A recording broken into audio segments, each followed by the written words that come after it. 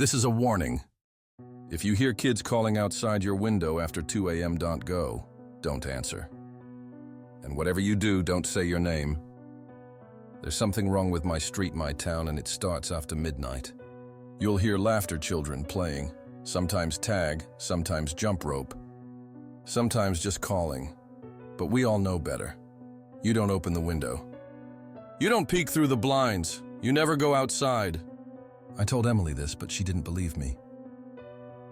She thought it was just some dumb story I made up to scare her. She doesn't think that anymore, because she's gone. Emily came to live with us in January. Her mommy aunt was diagnosed with leukemia, and my parents said it'd just be for a while, but I knew better. The grown-ups had that quiet, serious tone they only use when things are really bad. Her mother's condition weighed on her greatly. They were all each other had. Emily and I were both in 5th grade, but we weren't exactly close. I mean, she was my cousin, but we weren't friends. She cried a lot. Didn't talk much at school. We didn't like the same things. My mom said she just needed time to adjust and she needed me.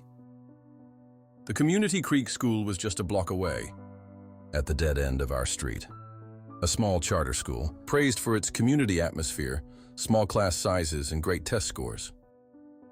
Emily got assigned to Miss Blackburn's class, the Miss Blackburn. Everyone knew about her.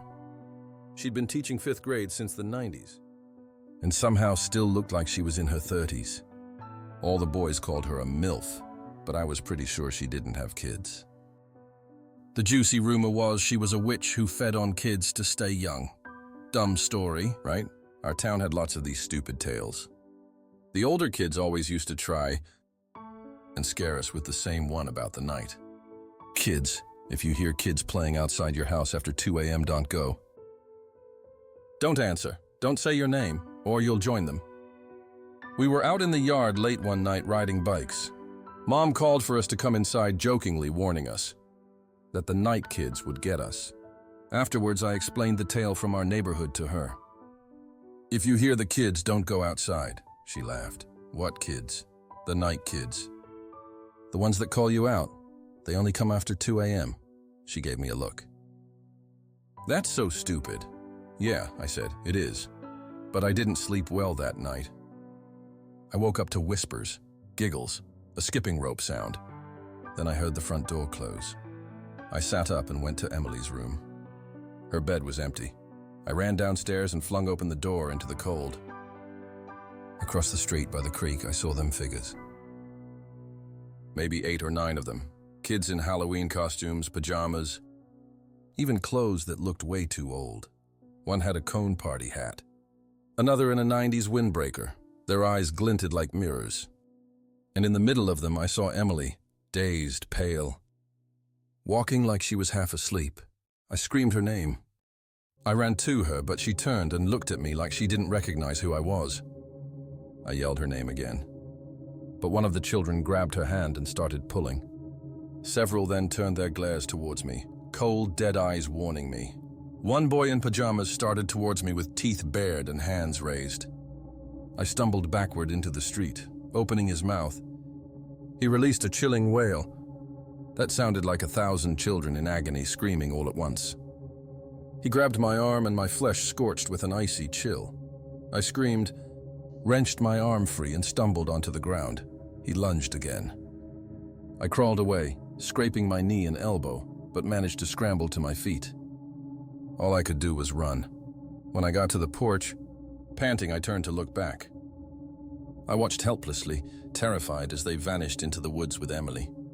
The cops were called, flyers went up, dogs sniffed, drones flew, nothing. No sign, no prints, no Emily. My personal, horrific experience meant nothing to my family. My mother patronized me for the story I told her, calling my recollection unnerving and unrealistic. I was demoralized by her rude, dismissive tone. Weeks passed, my aunt passed. The dark cloud of Emily's disappearance has scarred our family forever, just like the mark his hand left on my arm. My skin is a slightly darker color with shiner, scaled flesh where he touched me.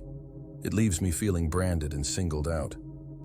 Alone, yet watched or even hunted, At school, we started working on the 5th grade legacy project, something each class does to leave a piece of themselves behind.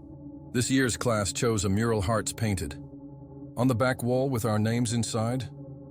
But while we were outside looking at projects from the past, something caught my eye. In the back corner stood a totem-like pole, made of a wood block adorned with plaster casts' faces. I stared at one near the bottom. I knew it, Emily's face. The plaque read, 5th grade class legacy project 1997. Guided by Miss Blackburn.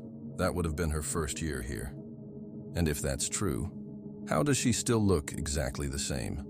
That afternoon, I went to her classroom after hours. Her blinds were drawn. The room was empty.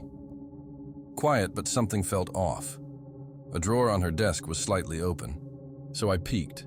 Inside, I saw something small and plastic. Emily's hair clip. My hair clip. The sparkly pink one with stars I let her borrow the night she vanished before she went to bed.